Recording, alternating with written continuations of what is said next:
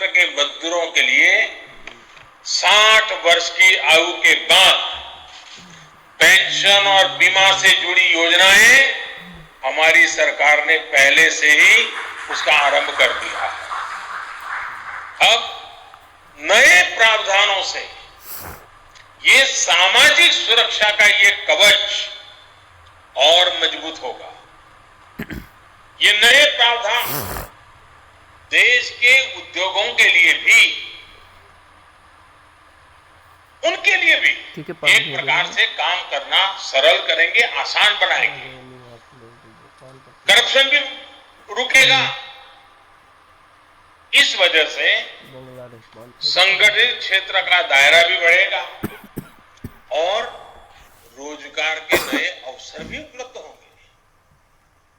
साथियों, जो पहले के श्रमिक कानून थे वो देश की आधी आबादी हमारी महिला श्रम शक्ति के लिए काफी नहीं थे। अब इन नए कानूनों से हमारी बहनों को, बेटियों को समान मानदेय दिया गया है। उनकी ज्यादा भागीदारी को सुनिश्चित किया गया है। अब देश के श्रम क्षेत्र को भी महिलाओं के लिए पूरी तरह से खोल दिया गया है। साथियों, किसानों, श्रमिकों और महिलाओं की ही तरह छोटे छोटे स्वरोजगार से जुड़े साथियों का एक बहुत बड़ा वर्ग ऐसा था जिसकी सूद कभी नहीं ली गई। रेहड़ी पटरी, फेरी पर काम करने वाले लाखों साथी जो आत्मसम्मान के साथ अपने परिवार भरण पोषण करते हैं, उनके लिए भी पहली बार एक विशेष योजना बनाई गई है। ऐसे लाखों रेहड़ी पटरी वाले साथियों को बैंक से सीधे 10,000 रुपये का ऋण उपलब्ध कराया जा रहा है। ये सिर्फ एक मुश्त ऋण की योजना नहीं है, बल्कि इससे रेहड़ी पटरी वालों को इस तरह बैंकिंग सिस्टम से जोड़ा गया है कि अगर वो अपने छोटे कारोबार को आगे बढ़ाना चाहता है और बैंक के साथ उसका लेन देन बहुत बढ़िया ढंग से चल रहा है, तो आगे भी ज्यादा लोन दे सके, कम दरों पर कर्ज दे सके, ये व्यवस्था की गई है। ऐसे काम से जुड़े अनेक साथी गांवों को छोड़कर शहर पहुंचते हैं। उनको वहां आवास की बेहतर सुविधाएं प्राप्त हो, इसके लिए भी उचित किराए वाली आवास योजना बनाई गई है।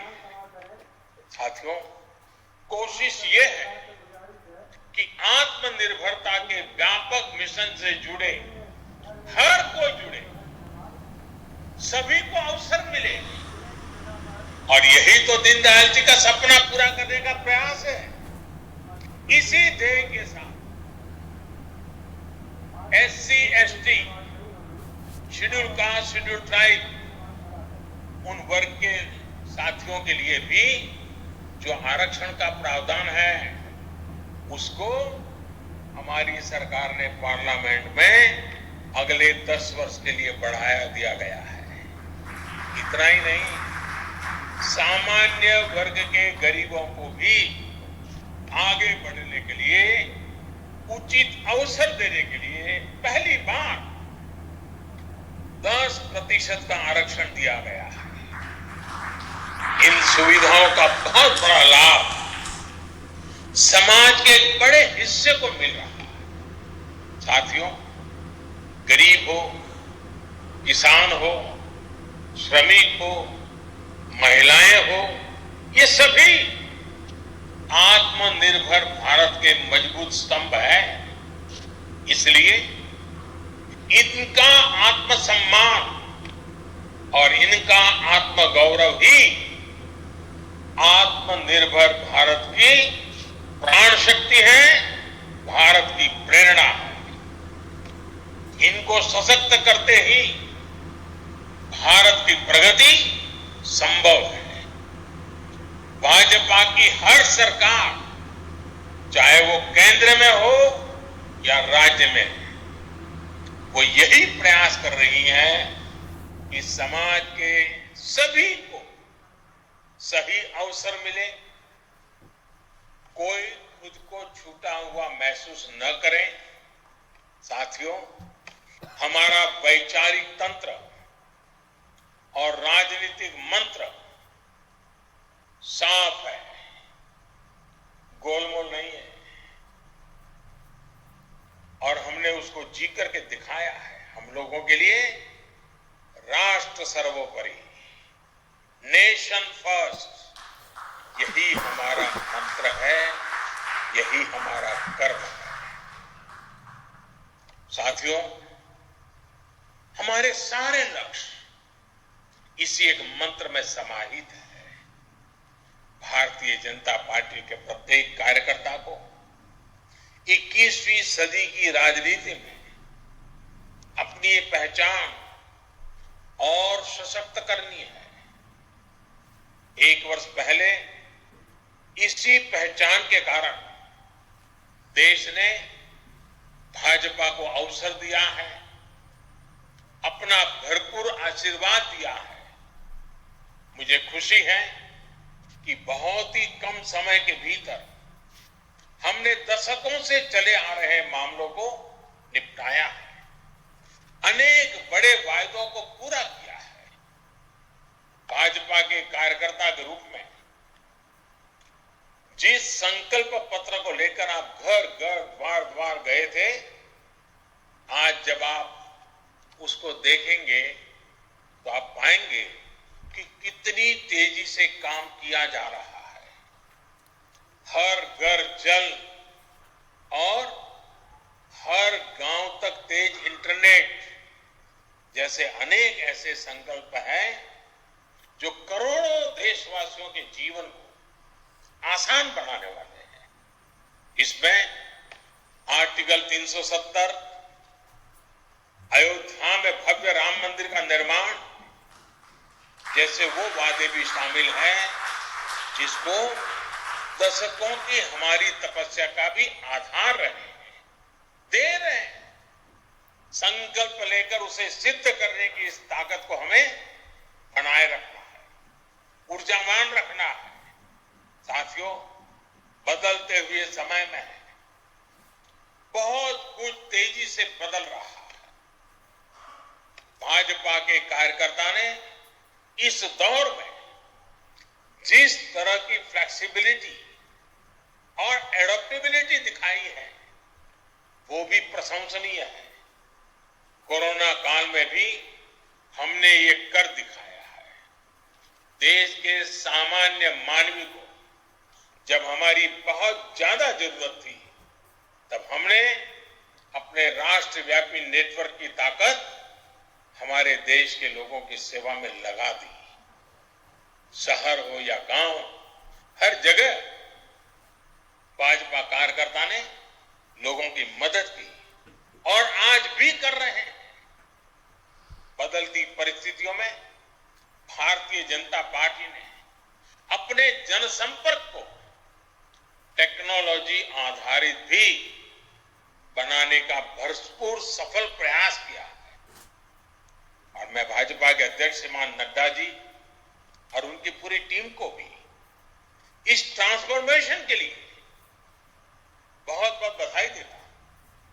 साथियों, समाज की सेवा में सक्रियता दिखाने के साथ साथ दल के रूप में, कार्यकर्ता के रूप में हमें एक और बात का विशेष ध्यान रखना है। हमारी बातें, हमारे विचार, हमारा आचरण 21वीं सदी के भारत की आकांक्षाओं और अपेक्षाओं के अनुरूप ही होने चाहिए। हमारे आदर्श, हमारी परंपरा, हमारी प्रेरणा जितनी प्राचीन है उतनी ही नवीन भी होनी चाहिए। हम भले ही दुनिया के सबसे बड़े राजनीतिक दल हो, लेकिन हमारी पहुंच भारत के छोटे से छोटे गांव तक छोटी से छोटी गली तक, गरीब से गरीब के घर तक होनी चाहिए। राष्ट्र हित में जो योजनाएं बनाई गई हैं, उन्हें लोगों तक तो पहुंचाना ही है।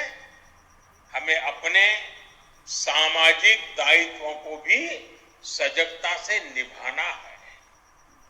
अगर कोरोना के इस कालखंड की ही बात करें तो 2 गज की दूरी, मास्क, हाथ की साफ सफाई, इन सभी के लिए जागरूकता फैलाना निरंतर जरूरी है। हमें खुद भी इन नियमों का सख्ती से पालन करना है और दूसरे लोगों को भी इसके लिए प्रोत्साहित करना है। साथियों, आज देश वोकल फॉर लोकल के मंत्र के साथ आगे बढ़ रहा है, लेकिन ये सिर्फ बातों से ही संभव नहीं होगा। भाजपा के प्रत्येक कार्यकर्ता को भी स्थानीय उत्पादों को प्राथमिकता देनी है। जब करोड़ों भाजपा का कार्यकर्ता लोकल को अपने जीवन का हिस्सा बनाएंगे तो निश्चित रूप से इस आंदोलन को बहुत बड़ी ताकत मिलेगी। मुझे विश्वास है कि हम सभी अपने अपने क्षेत्र में, अपने अपने बूथ में इसका नेतृत्व करेंगे, उदाहरण बनकर परिवर्तन का माध्यम बनेंगे। देश के नवनिर्माण के इस मिशन में शिक्षा का भी बहुत बड़ा स्थान है। मैं भारतीय जनता पार्टी के कार्यकर्ताओं से आग्रह करूंगा कि हर इकाई 5 दिन 7 दिन का एक विशेष सत्र तय करें। जो विद्वान लोग हैं उनको बुलाएं और हमारी जो राष्ट्रीय शिक्षा नीति आई है, नेशनल एजुकेशन पॉलिसी जो आई है, वाकई उसको बारीकी से अध्ययन करने की जरूरत है। अध्ययन करने से हम भी समाज में ये शिक्षा का जो बदलाव है, जो लोग चाहते थे, इतना बड़ा इसका स्वागत हुआ है, इतनी बड़ी उसका सम्मान हुआ है, लेकिन उसका लाभ हमें पहुंचाना होगा। हमें लोगों के साथ बैठ करके, शिक्षा जगत से जुड़े लोगों के साथ बैठ करके हर की इकाई अपने अनुकूलता से 5 दिन का 7 दिन के समिट रखें, रोज 2-2 घंटे के समिट हो।